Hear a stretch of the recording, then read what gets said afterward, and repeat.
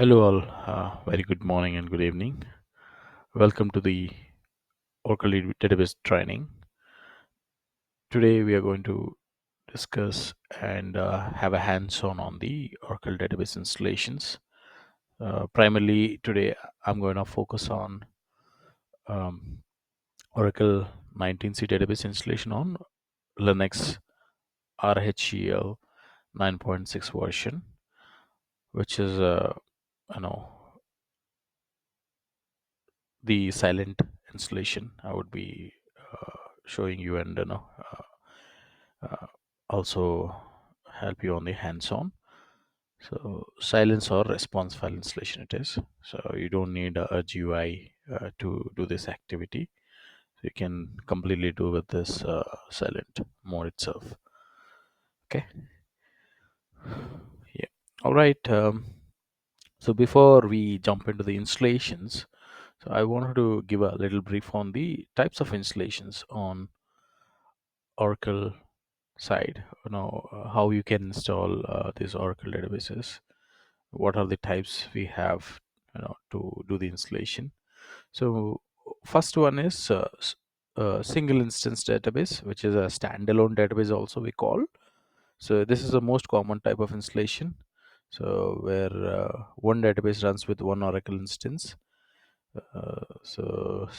This will be basically structured on OS level file system or ASM file system.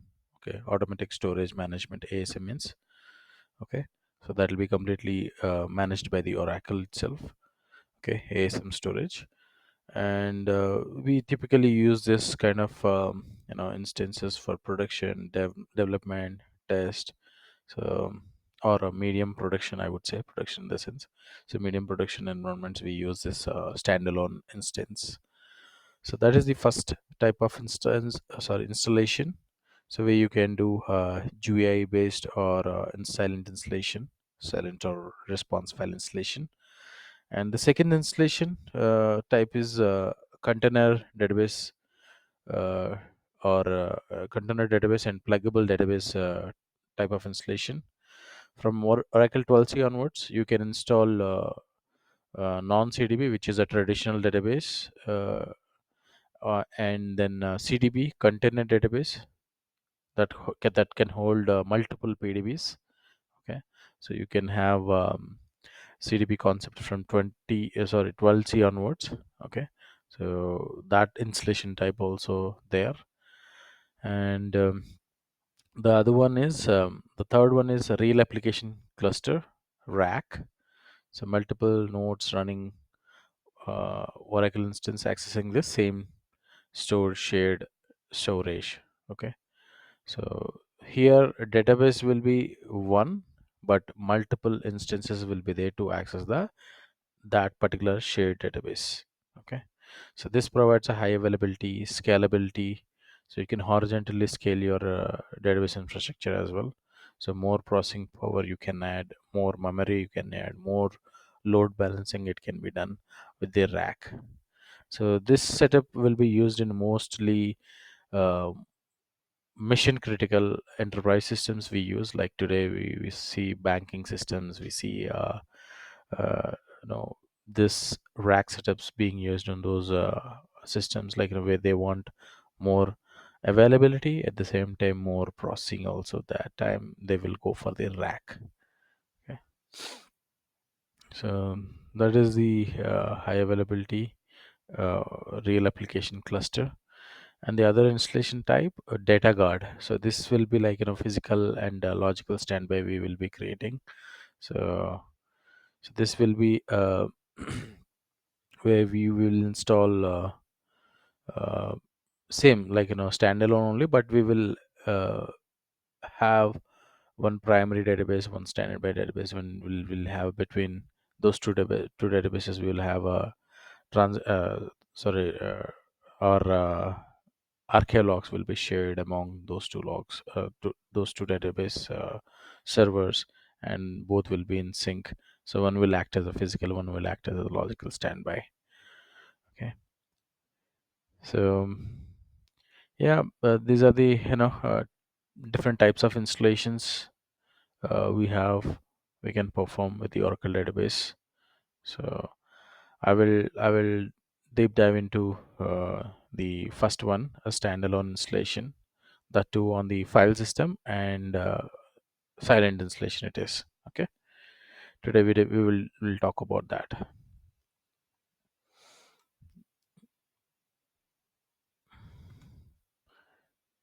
Okay, so let me first create a virtual machine. Okay, this is my partition. Mm, okay, mobile extreme. So I will create one virtual machine. Okay, we have already built Linux in the previous session, right? I will use the same Linux here also. I'll just, for that I will just create a empty virtual machine. Okay, typical. So I don't want, I will install the operating system later. It's a Linux 9, Enterprise Linux. Okay, I just wanted to change this location to D drive. D drive. Lab setup. Okay, cell installation. Uh,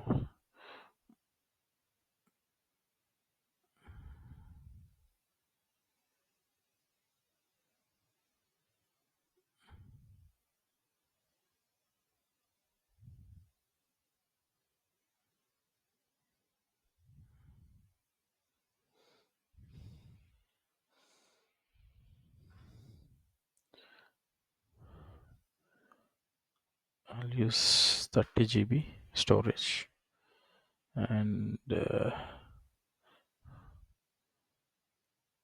actually I don't need the storage, so I'll use 10 GB only. I will remove anyways. uh,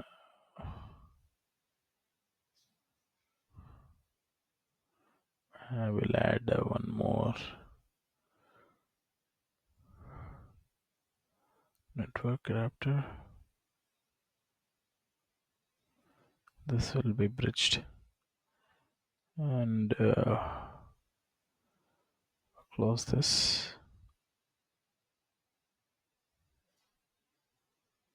Finish.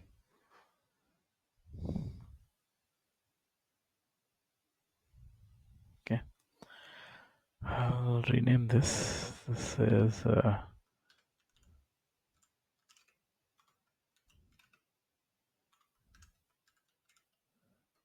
lab 1. Okay, so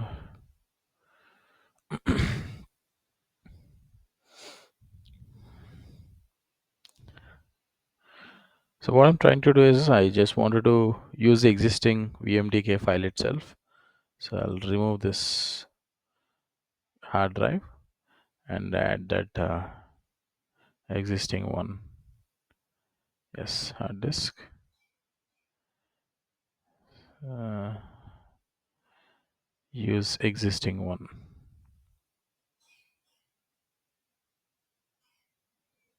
Mhm.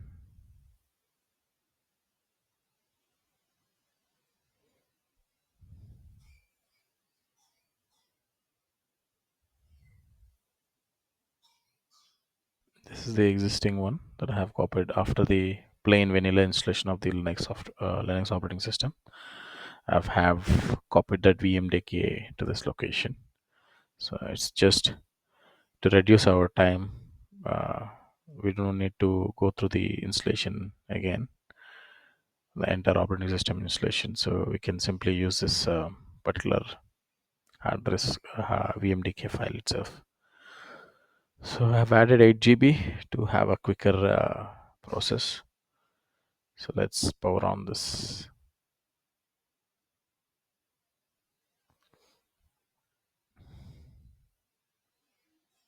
Yeah, it's starting up.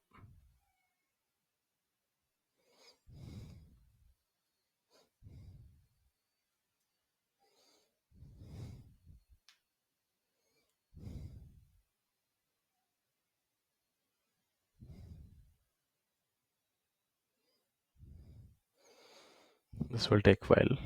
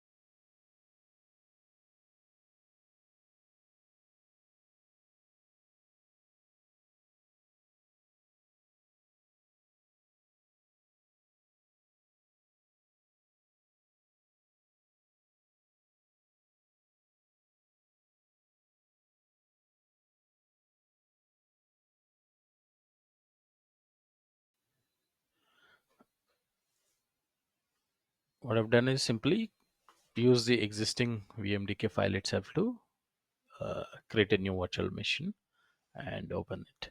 So now this virtual machine is already registered. So after registering and updating the yum, I have copied this VMDK file. I don't need to update the yum as well now. Yum update -y not required. Okay, so we'll need to check the IP address.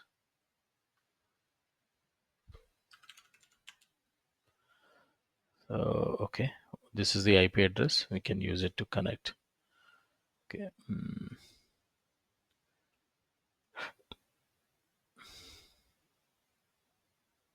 we don't need this anymore. We will use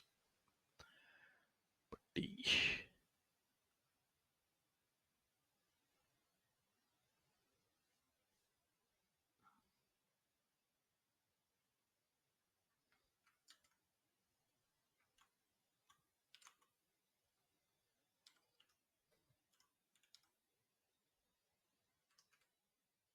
0.109.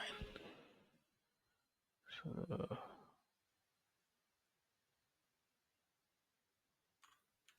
I'll give root.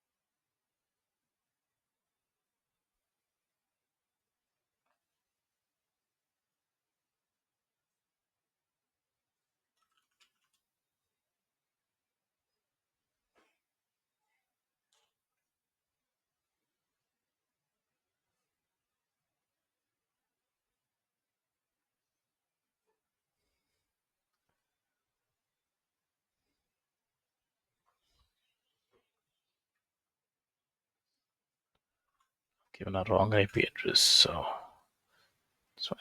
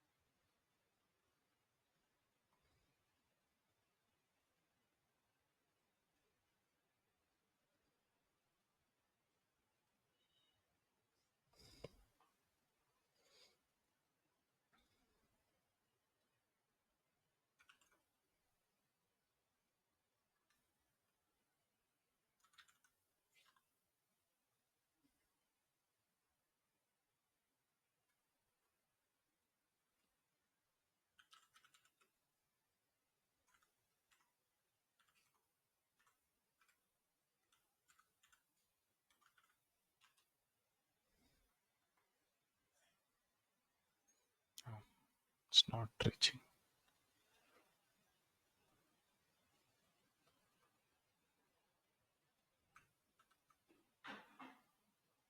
Just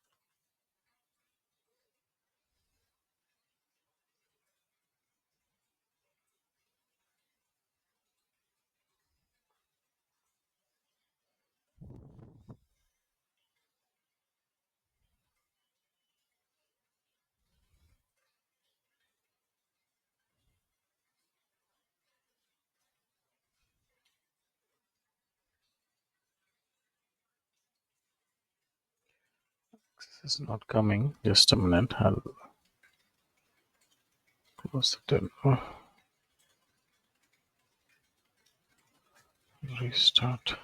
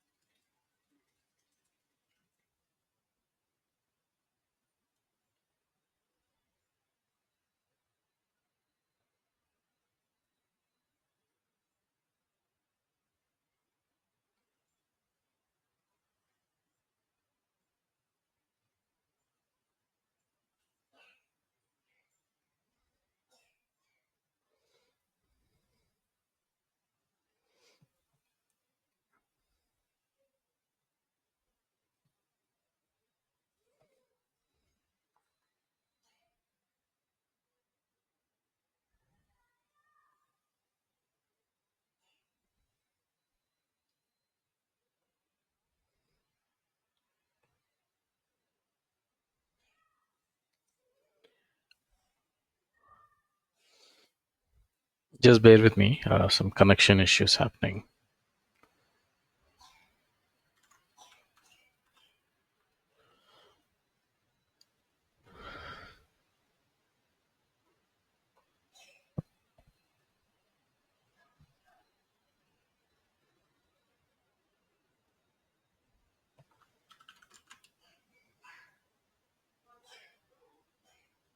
Let's try this.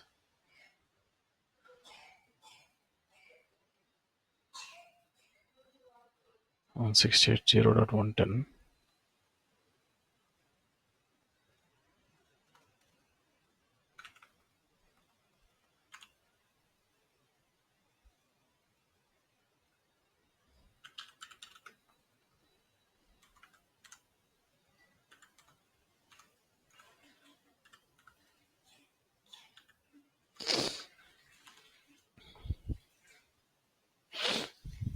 Host unreachable.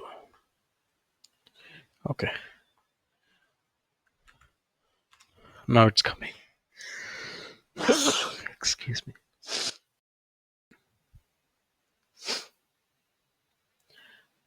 Okay.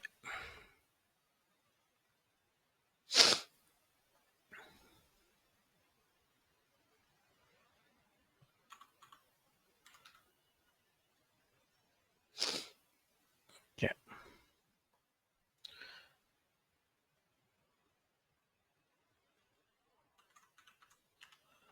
So we are able to connect to this machine now. Root. It is not accepting the password.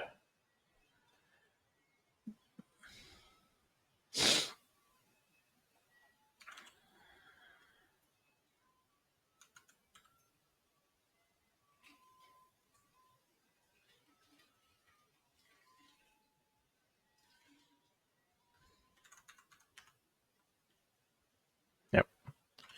I'm able to log into the submission with the Sri user. So let's check the host name. Yeah, lab1dba. So there's a host name. And if you wanted to change the host name, you can change it from the root. But we have already did it in last time. So the same host name I wanted to keep. Or I can change Oracle DBA lab1 also. Yeah. So first I need to go to the root. 1, 2, 3, 4. Okay. Now I wanted to change the host name.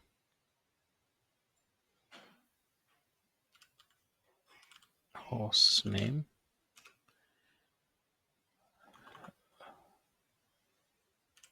CTO. What happened?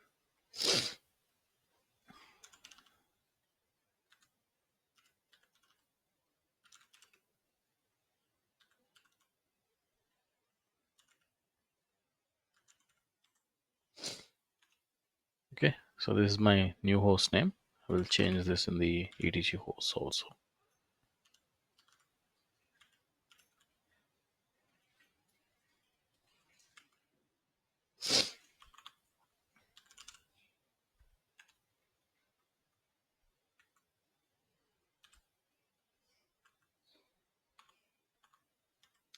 Then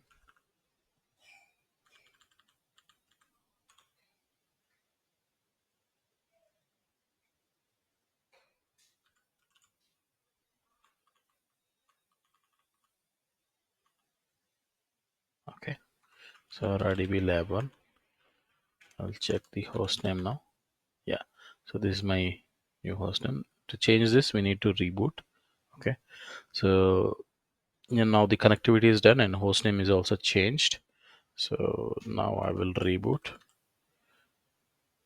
I'll shut down directly, shut down and then start the session because I wanted to show you the uh, how to add mount points to the Linux machine. I will show you that. So I'll shut down the guest.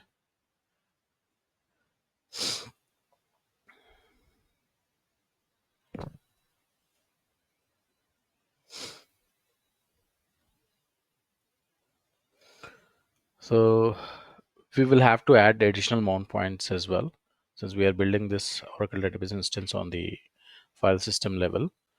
I wanted to add a few more mount points for specifically data and specifically for Aura archive log files. Okay. Mm, yeah.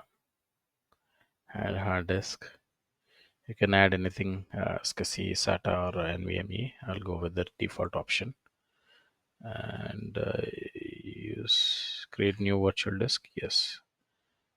So new partitions I'm going to create. Okay, 20 GB is fine.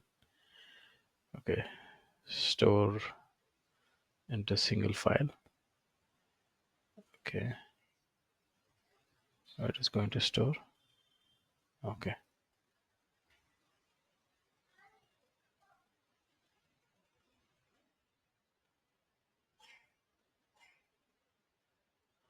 Mm.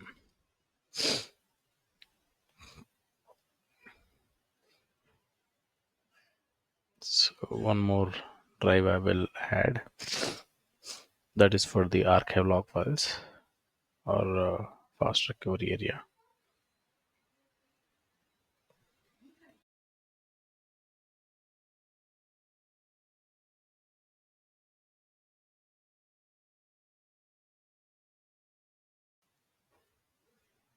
This is 10 GB I'm adding.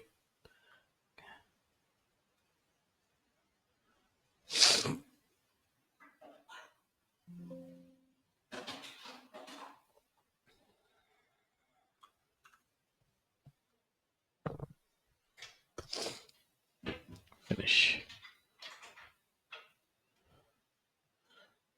So now I will start the virtual machine.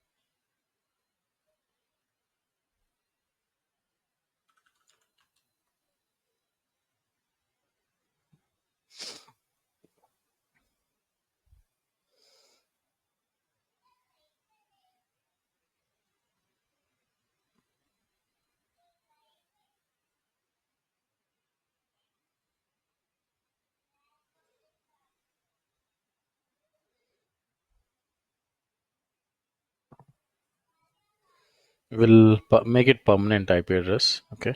So this is dynamic now. It is changing every time. So we can change this permanent also. So for that we will have to go to user root, then we'll use file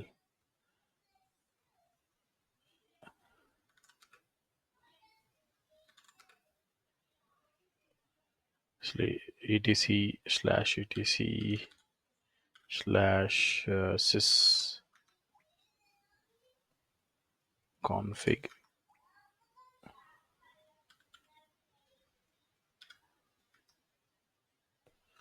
network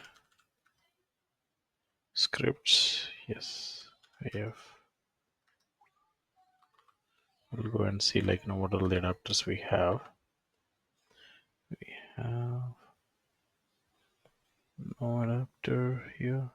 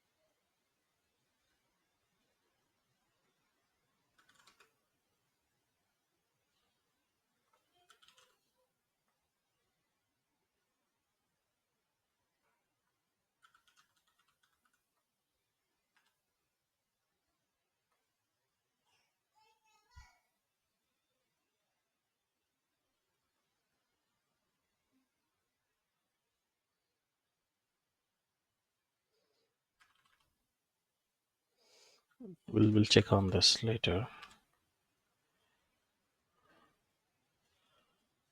Right now we have IP 110. We will work on it.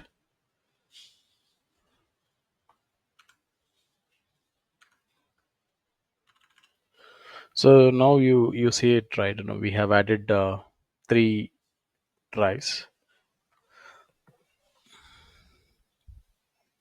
So how to check those drives? LSB, okay. Yeah. So 20 GB we have added 20 GB one and 10 GB two partitions we have added. So we'll need to mount these partitions actually. So I will show you how to do the mounting. Okay.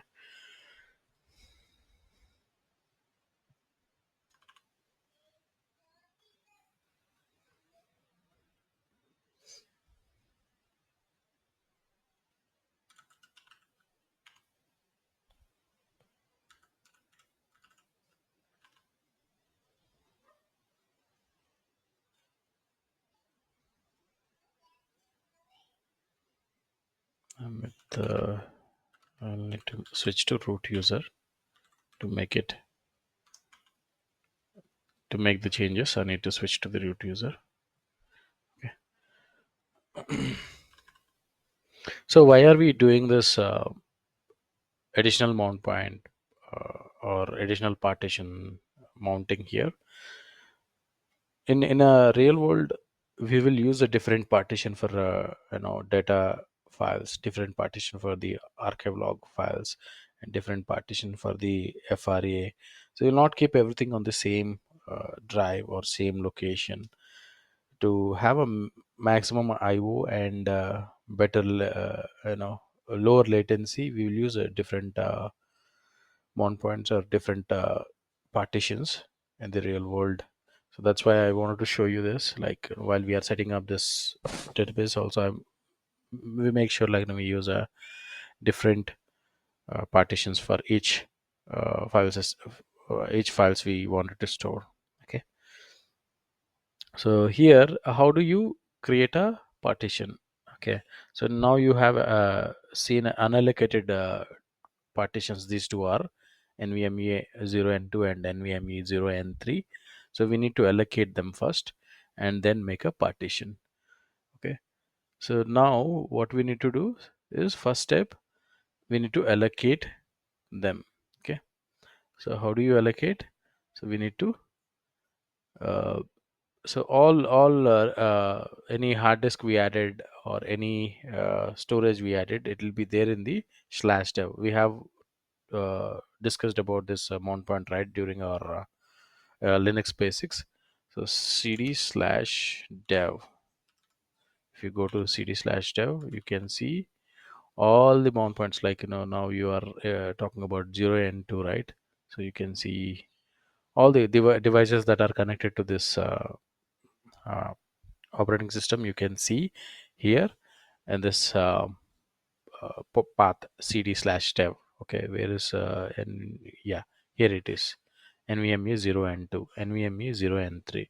So these two devices we have added, right? Two device hard disks. For example, in the virtual machine we have added two hard disks, right? These are the two hard disks. So we choose a type NVMe, so it is showing like NVMe. If you choose a SATA, or it shows like SDA. Okay, or SCSI, it shows slash dev SDA 1, SDA 2, SDA 3, like that. Since we chose the NVMe, it shows like NVMe 0 and 2.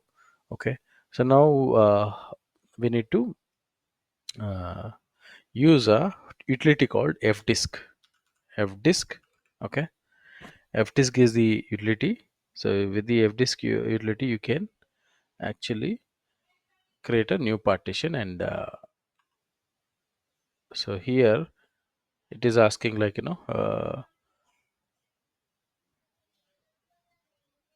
device does not contain a recognized partition table, create a new disk table with the identifier. Okay, so to create a partition, we use option called P, primary partition. Okay, so it will create a partition from raw storage to a partition, unallocated storage to a partition, primary partition. It will be created. Okay, uh, it's a new partition, right? Sorry, quit. Do you really want to guess? Yes. Okay, same command I will use. So first we will create a new partition, and we will use a primary. P is for primary. Okay, and it'll ask for partition number 1 2 4, or like you can give a 2, and you can give a default one. Boots first sector, what is the sector it has to allocated, and last sector, what is the sector it has to be allocated. And created a new partition 2 of Linux, and size is 20 GB. And now we need to write it, which means, like, we will save this partition W. Okay, so now the partition table has been altered. So now the partition is created. Now let's check lsblk. So now you can see, right, under this partition has been created. Okay, so under this NVMe 0 and 2, NVMe 0 and 2 P2 partition 2 is created. Similarly, we will use for 3 partition 3 also. So let's create a partition for the another raw storage, NVMe 0 and 3. So here, what is that command we'll use? New partition it is, and we'll use a primary. Okay, and we'll use some digit. Okay, 3, and we'll use it for default and W. Okay, so now again, let's blk, let's check. So we have partition NVMe 0 and 2 P2 and NVMe 0 and 3 P3. Two, partitions have been created. So now we need to create a file system. Okay, so how do you create a file system? MKFS. Okay, we can use XFS or ext4. We will use XFS, which is the latest one. XFS is the file system, okay, in the Linux. And then we will use since you are already there in the path, okay, dev, okay, so you can just simply give this file system mkfs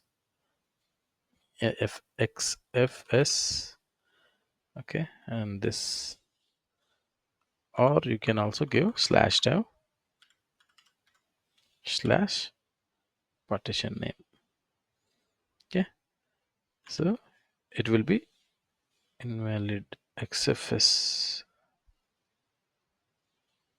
okay, sorry, I given a wrong, mkfs dot xfs, make file system, that file system name. Now the file system has been created. Similarly, we will use n3p3, the other drive 10 GB we have added, right? For that also we will create a file system. So we have created file system for both the partitions, okay. Now we need to do mounting, okay. So for that we will use directories to mount these two file system. So I will use directory mkdir hyphen u02 slash u02 hyphen p slash u02, okay, mkdir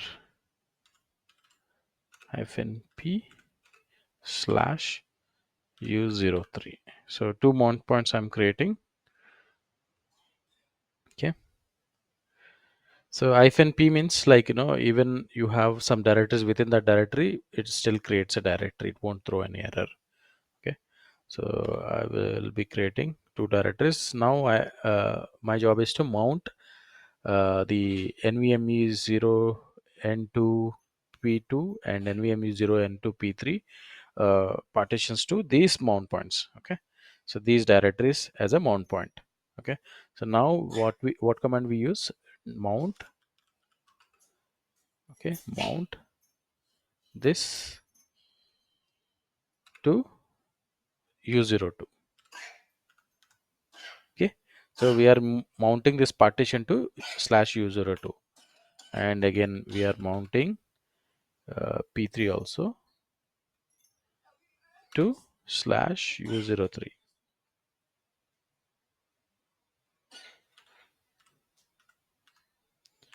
okay. So let's check whether these mount points are available or not. df-h is the command.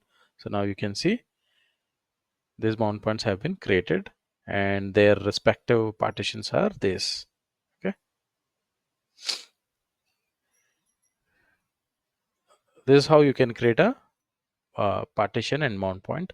So now we have created it, but how do you make these mount points permanent? For that we need to use a file called fstab, okay. Let's see, slash etc, this is one of the configuration file, okay, fstab.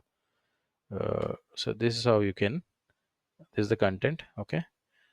um, we will need to change this particular file entries, okay, fstab.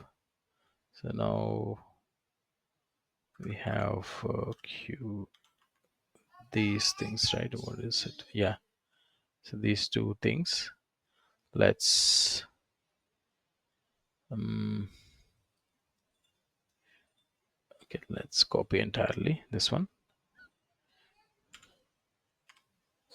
okay.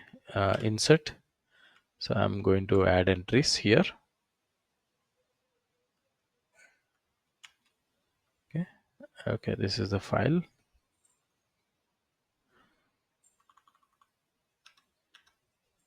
slash u02.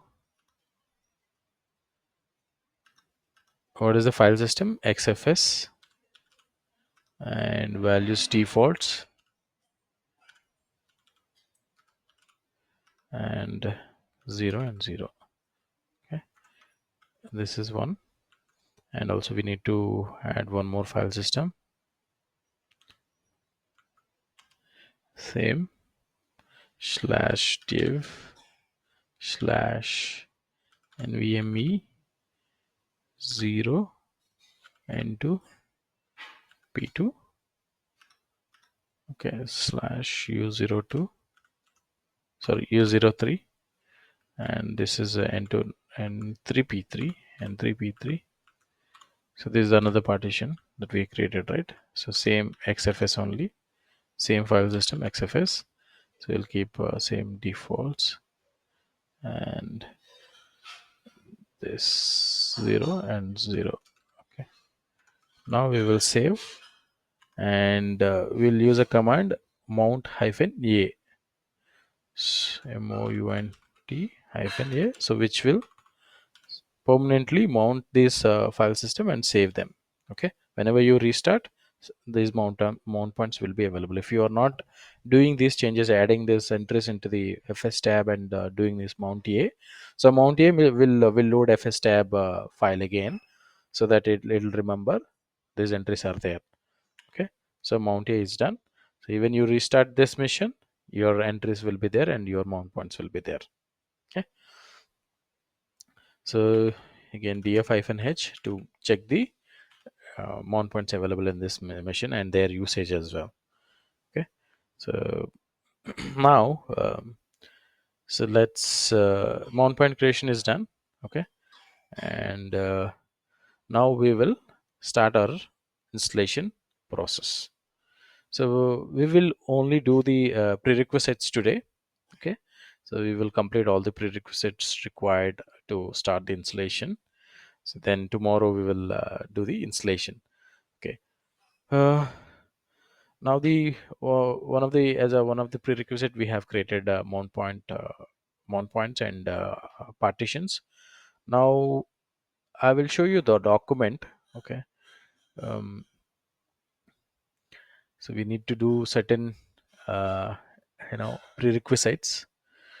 We need to do the OS, install the OS packages as well. So I follow the Oracle official document. Okay, document ID 2982833.1. This is the Oracle document ID to install the Oracle 19C on Linux 9. Okay, x86 64. So this is for same like OL Oracle Linux 9 and Linux RHEL 9 also. The same document steps we have to follow. So according to this document, the prerequisites are like we need to check whether we have enough swap space. Okay, swap memory we have or not. We need to check that. How to check swap space is available or not? We need to use command called free-h. We need to use command free-. Why it is not writing?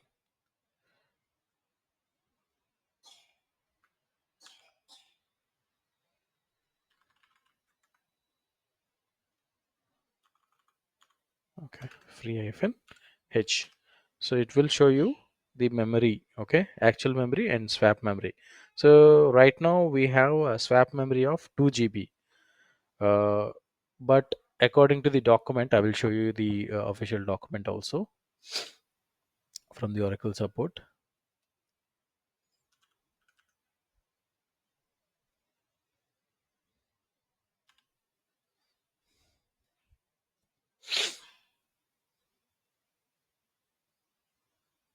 You need more than 2 GB. If your memory is having uh, 8 GB, you should have at least 1.5 GB of memory that you have. So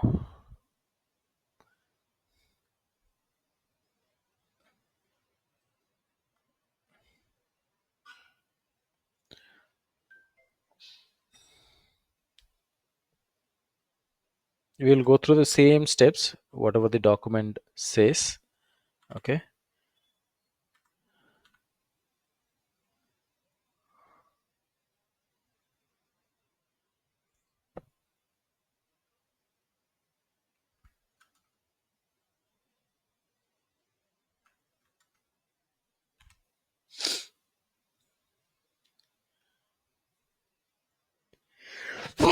Excuse me.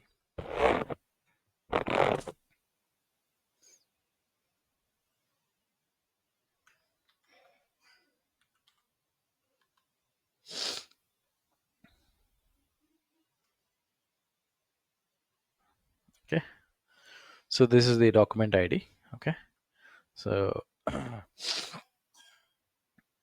it's, let's see, let's look at the minimum requirement, hardware requirements. So we need a RAM between 1 GB to 2 GB. Okay, and minimum 1 GB of RAM is required to install the Oracle database software. So recommended is 2 GB of RAM or more. So have allocated 8 GB, which is more than what the hardware requirement, minimum hardware requirement. Here you see swap space. So between 1 GB to 2 GB, but if you see 1.5 times of the size of the RAM. Okay, and between, if your RAM is 1 GB to 2 GB, then this formula applies. If your RAM is 2 GB to 16 GB, just equal size of the RAM you can have as a swap memory. If you have more than 16 GB, just 16 GB of swap size is enough. Okay, so this is important. Okay, to have your installation done, you need to have a right size of swap space. Okay, so we will try and look at our swap space is 2 GB. Ideally it is sufficient, but no, we don't want to take any chances. So right now it is with swap space 2 GB. We will increase this to another 4 GB. Let's keep it 6 GB. Okay, so sometimes 2 GB also won't sufficient. So let us increase the swap space. So how do you increase swap space? So we have a tool called f allocate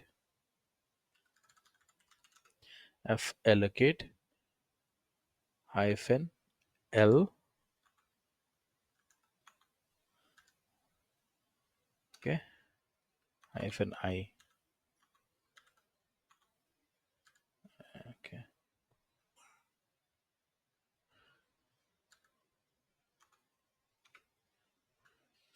so we'll add another 4 GB.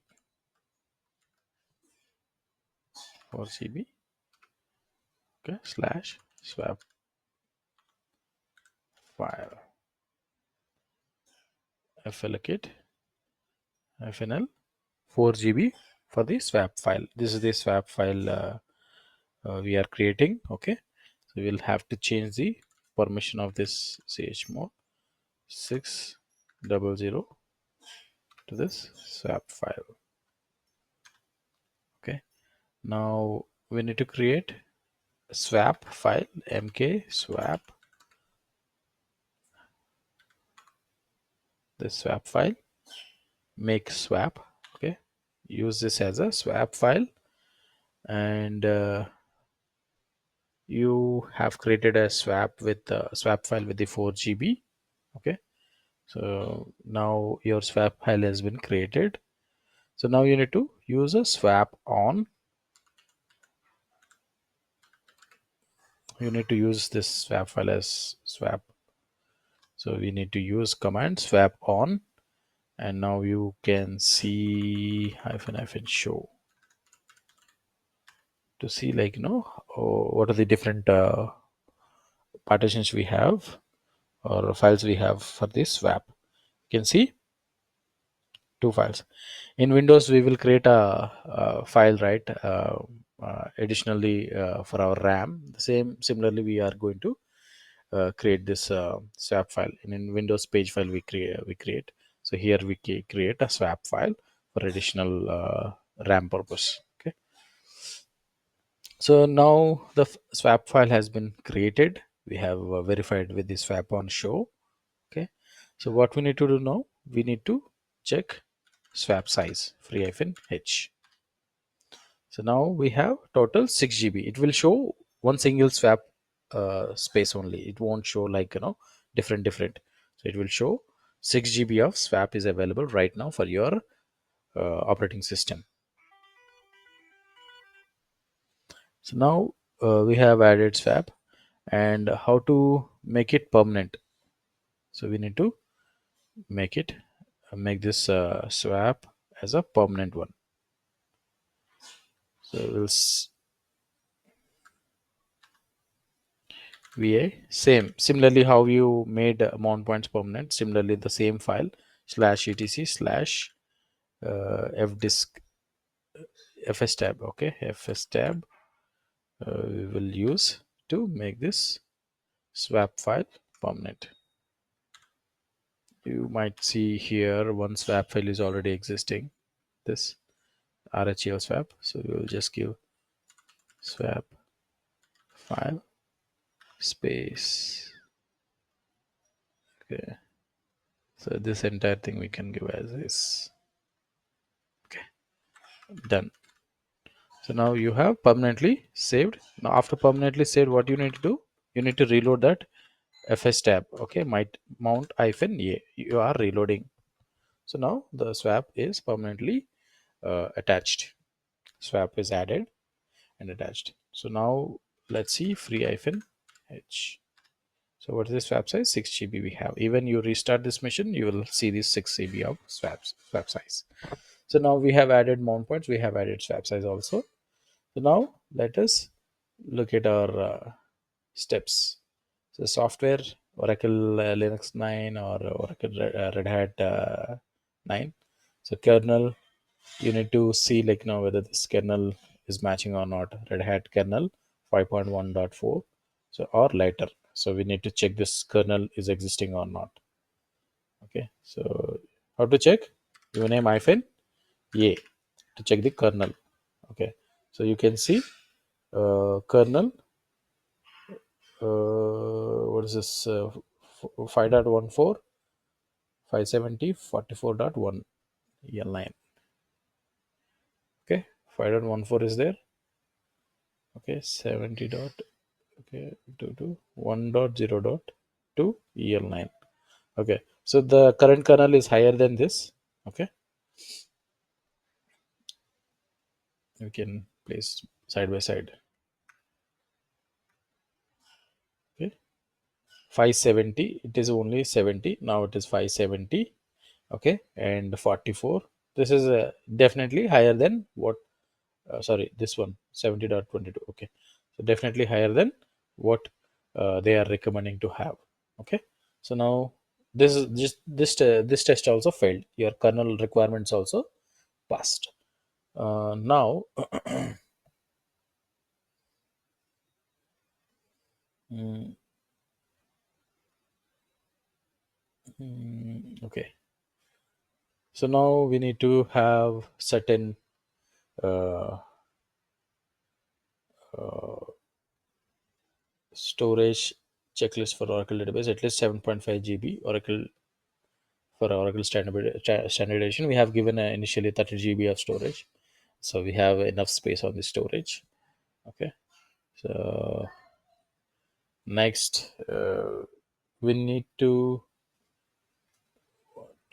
install all binaries. Okay, so before that, so we need to have a Oracle user. Okay, so we need to have a Oracle user and certain directories also, Oracle directories. So we need to have a Oracle home, Oracle uh, base, or Oracle inventory. So different home directories we need to have. So we need to create those directories here. Okay, so let's see what document is saying about. So they are okay adding. Then okay, we can install these binaries. Okay, and we can create user. So now so we can pre-install external internal repositories. So this is one RPM, we can download it from the Oracle uh, website itself. Okay, so now we will need to download this RPM. Okay, let's copy this link address. Okay, and we will simply get cd. Okay, pwd. Okay, so cd slash, we will create one directory mkdir um, hyphen p u02 or u03 slash software Okay, so one directory I'm creating. So now what I will do is I will go to this directory and will download the software file here. Wget. Okay, so what is the link we have got? So this is the link. Pre-install file you will get. Okay, so let's see. It's connected and downloaded the file ls-ltr. So the file is available. So wget is a command in Linux to download any file from the internet directly to your machine. So now the file is available. Okay. So this file we will use it to create Oracle user, create Oracle groups, also set some kernel parameters. All the prerequisites can be easily configured with this RPM.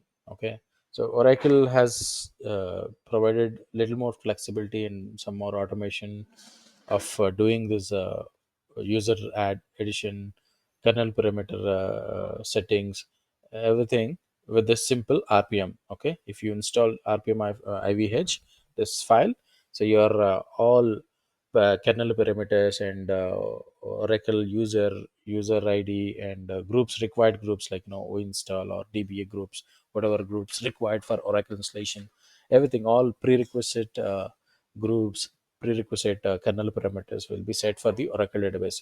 Okay, so this is the RPM we will use it to install for our prerequisites, some of the prerequisites. Okay, so what do you need to do? RPM. So right now, if you check ID, so you have root user. Right now, you are with the root user. Okay, so you don't have any other. You also have ID Shri. Okay, Shri. Sorry, not sir. Sorry, Shri. So you have a Sri user. That's the ID Oracle. You don't have Oracle user. Okay, so this will create that. Okay, so this will create Oracle user and groups also group. So no other groups we have. Okay,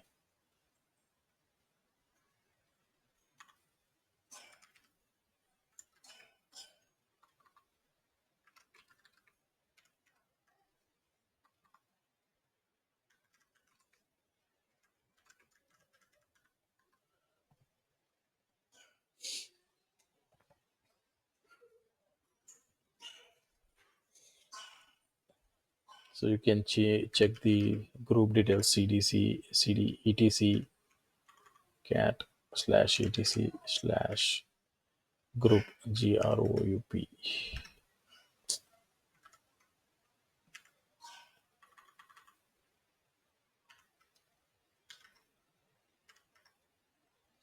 Okay, so these are the groups. Okay, by default you will have, but you don't see any group related to the DBA or related to the O install anything. Okay, so now we will, with this pre-install RPM, we will be able to see all of them going to be created backend. Sorry, RPM, RPM IVH. Okay, this is the file. I means I install, V means verbose, H means hash. The progress it will show. So it is saying failed because these are the dependent libraries that you need to install before you install the pre-install. Okay, so let us install all the dependent libraries. Okay, so we have this is already done. Okay, so now we need to install the libraries that Oracle doc recommends. So your doc also recommends these libraries. Okay, this is a okay, packages for Red Hat Enterprise Linux 9. So these are the packages you need to install. So now I will install all of this. I have given commands m install -y, m install -y, that library name, and run this entire here. Okay, so it will install all the required libraries. These are all some of the prerequisites to install before you go ahead and install your database. So it will be installing all the libraries.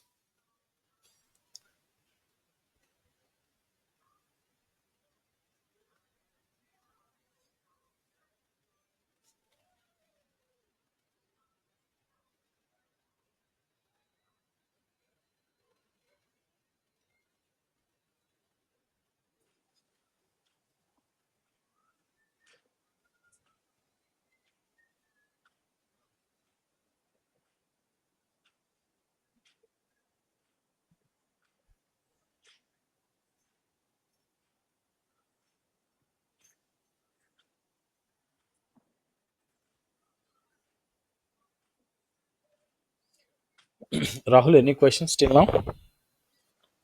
Yeah, during this libraries installation, that, I mean, can we do that offline? Like taking those Yeah, you libraries can do it. downloaded? You can download the RPMs, okay, Okay. and you can do them offline also. If you have internet, you can do through the internet itself. If you don't have internet, you need to do it offline only. Okay. So all those dependencies we have to download. Will Yes, that be yes, available in the Oracle yes, yes. You will tools? get. Okay. Okay.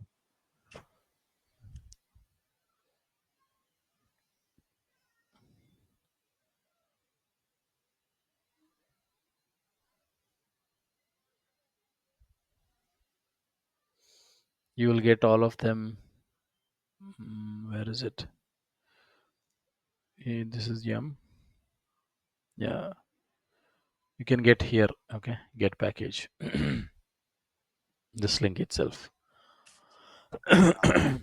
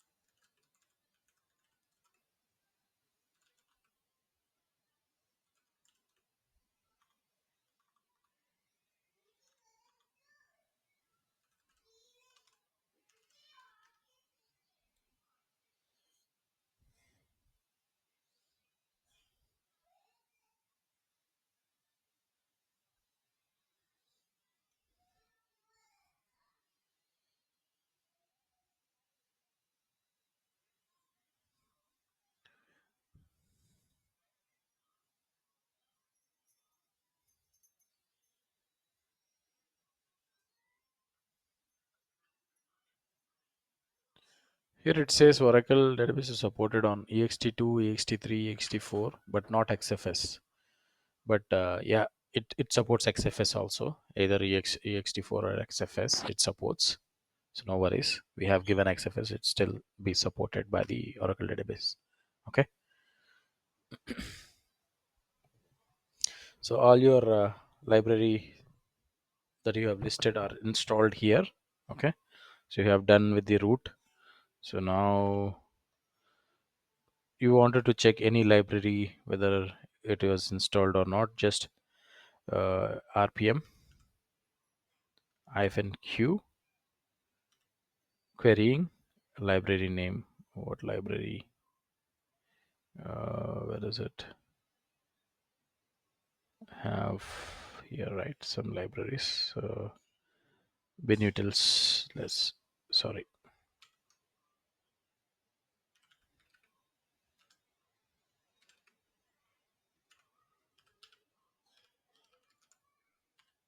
Yes, it is available. You can check with this rpm-q.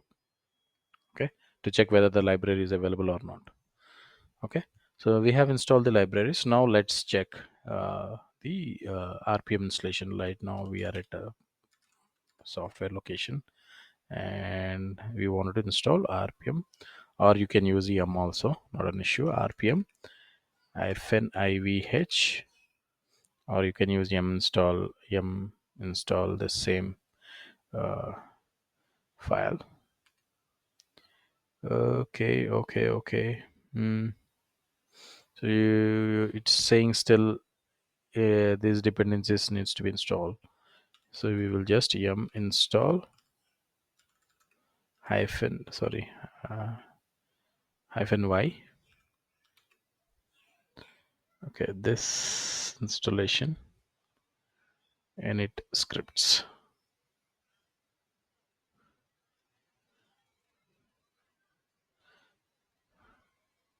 Okay, and we will also have to install a few more. Okay,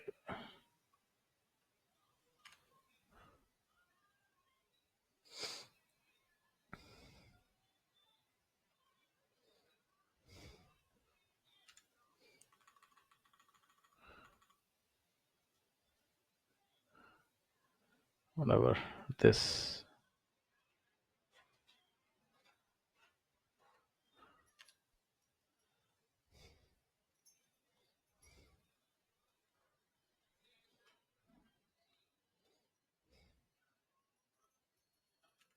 Okay, we have one more.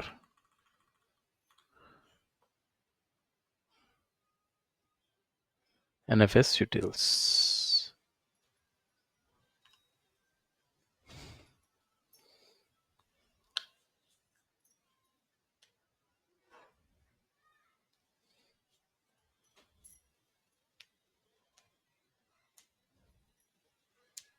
Okay, so now let's check RPM IVH.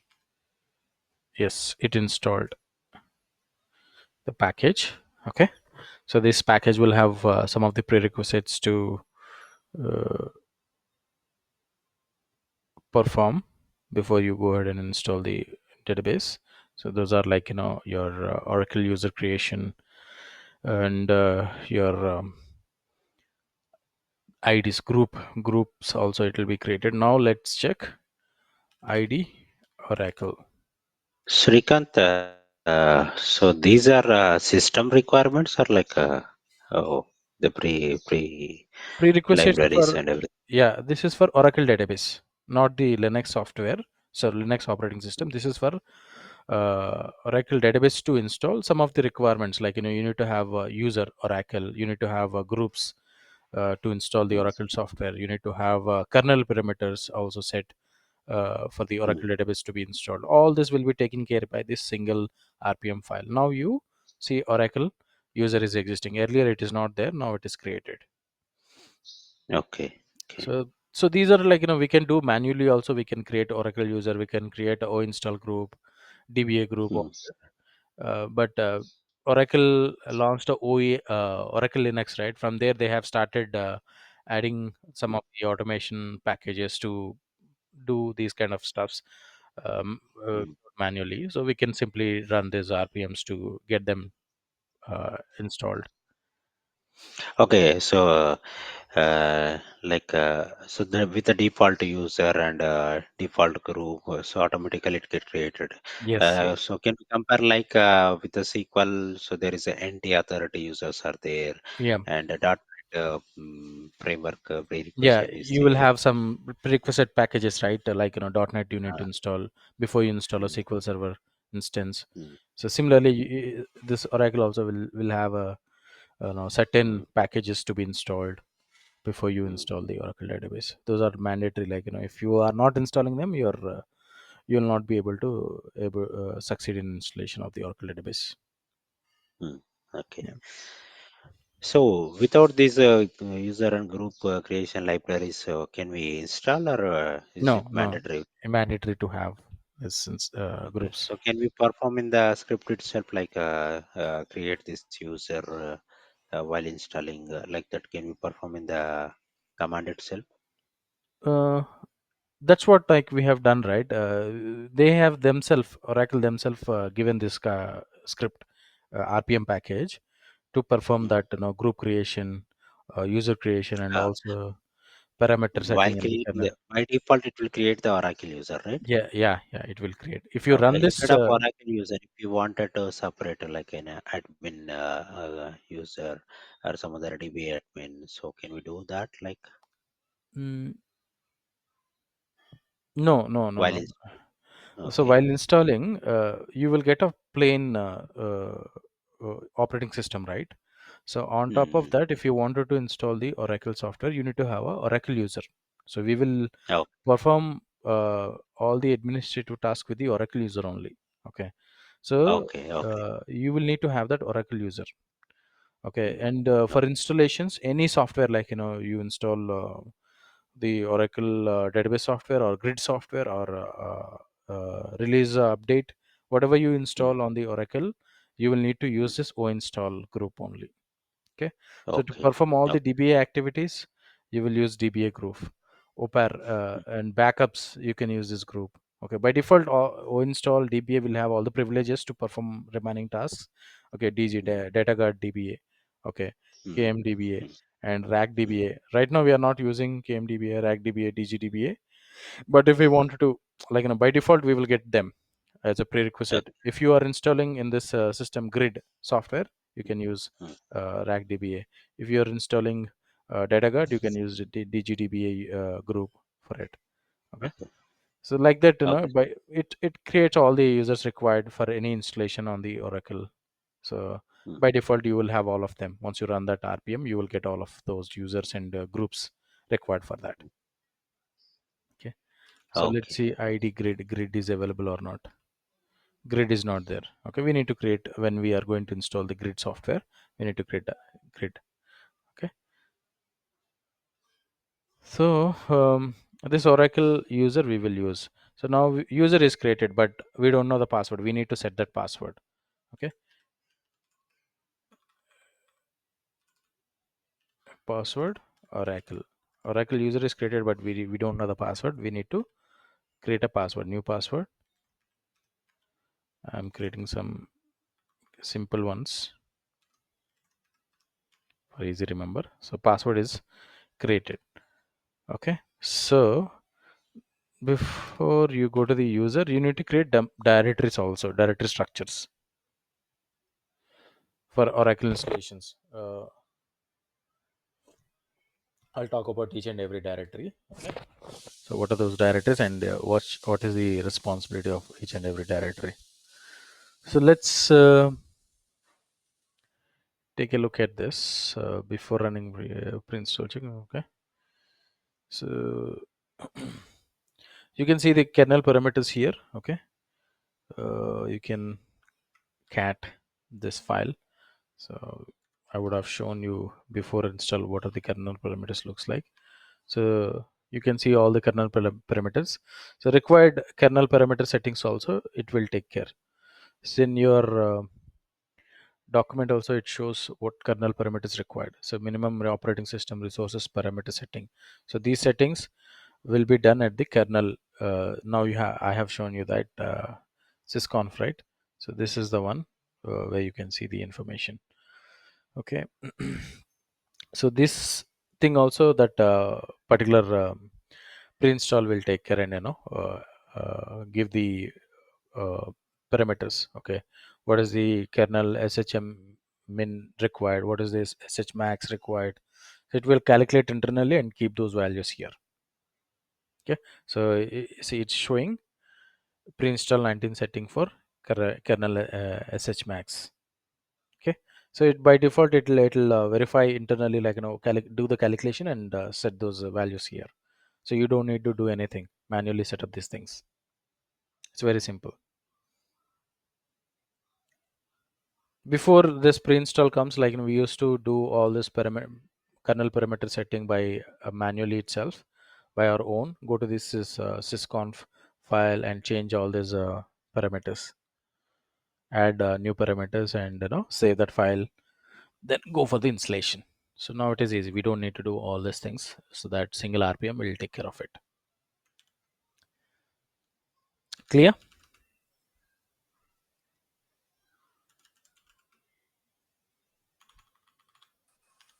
Does this kernel parameters will be changed according to our server resource, or it will be the default one for all Not default, installation? it will be changed according to our server configuration. Okay.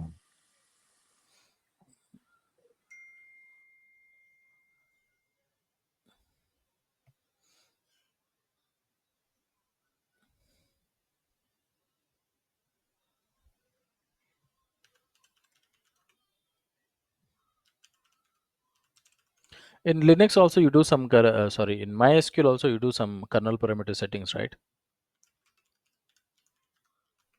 No, generally while we install, it will directly change for its own. Like we don't have any pre-install file for installation.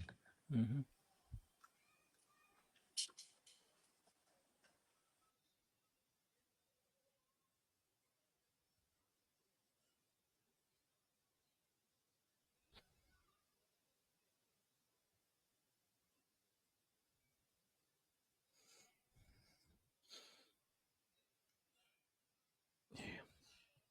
Cool. Here, not every kernel parameter is default. At the same time, not every other parameters are changeable. Few are default, few are changeable. So those things, this pre-install file will take care. Okay, now we need to create a directory. So what directories we need to have? So we have mount points u02 and u01 also. Let us create mount point u01. U02, U03 are there, but we will create U01 mount point also. mkdir dir hyphen p slash U01. Slash U01 is getting created under the root itself. Okay, just a minute.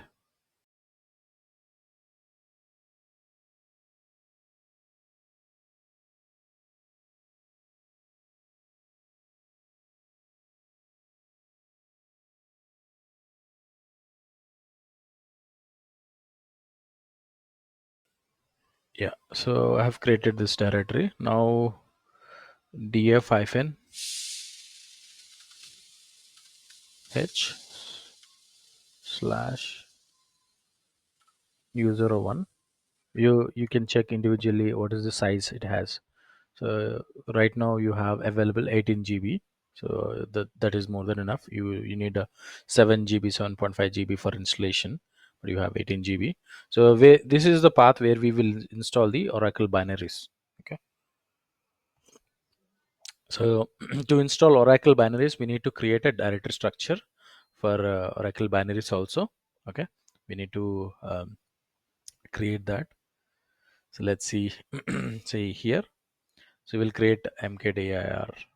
This entire directory u01 we already created. Okay, now we will create app, Oracle, product, all these things. You don't need to create each and every directory. Just a minute, huh?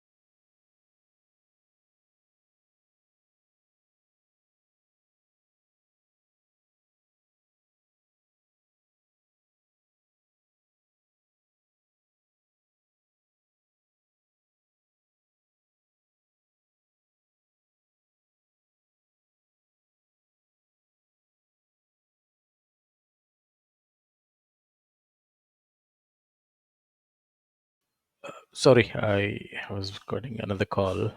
Have to pick that. Uh, so where we are, like, we are going to create this entire directory structure, right? When you give -p, even this directory is existing or not, it will create. Even this directory is existing or not, it will create. Okay, so it will check whether this directory exists. Okay, fine. Then go ahead and create this directory.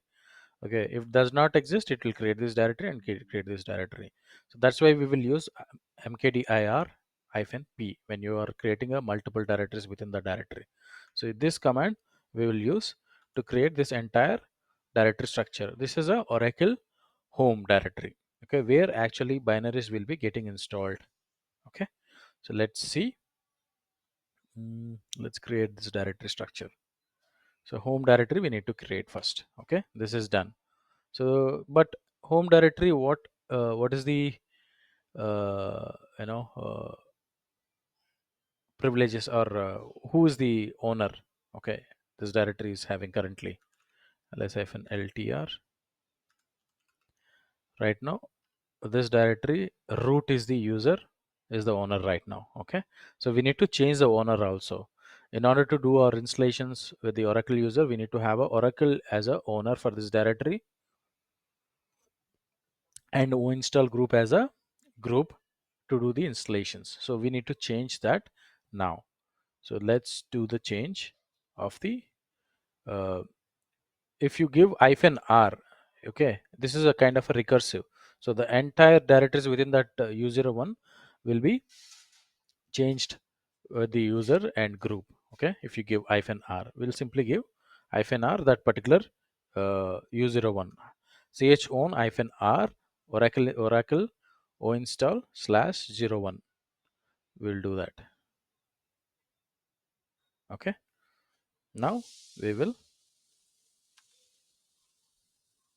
get that done. Okay, so now we have completed the changes also. Let's look at the group and user.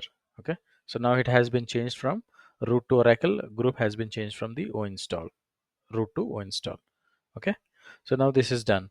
So now what we will need to do is, so we will need to change the permission of the directory structure. So right now, what is the permission we have? So for the except root user, other users do not have much permissions. We need to change the permission also. Chmod -r. Now again, -r means, like, within that user or whatever the directory we create, the same permissions will be replicated. Okay, recursively. So we will give -r. Now we will check ls-ltr. So what is the permissions we have?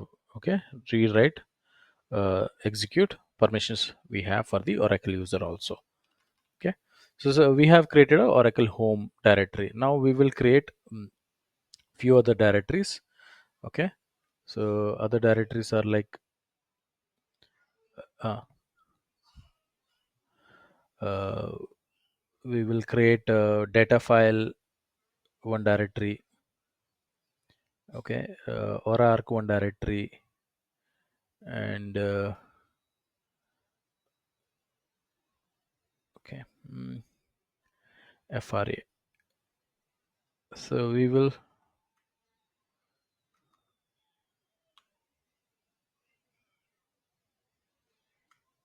so we will again create, we have a partition mount point u02, right, where we will store our data files. We have a partition u03 where we will store our archive files, and u03 we will use it for the fra. Okay, and we are changing the um, what o install and Oracle user and o install group also. For them, by default they are with the root user. We are going to change them also. And now ch mode 775 to that okay, -r 775. Okay, this is done. And u03 also we will give that privileges. Okay, so all the prerequisites are done now. Okay, we are good with the prerequisites. We will now switch to Oracle user. Switch Oracle. Okay, So switch to Oracle, and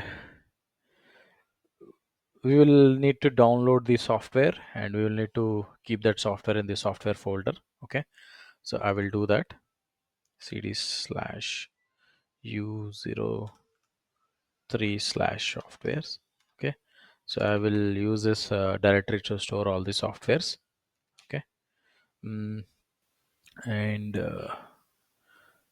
so tomorrow we will start installation. Okay, now we have completed all the prerequisites. We'll start the installations from tomorrow onwards. Meantime, I will copy and keep all the softwares here, and we'll start the installation tomorrow. Okay.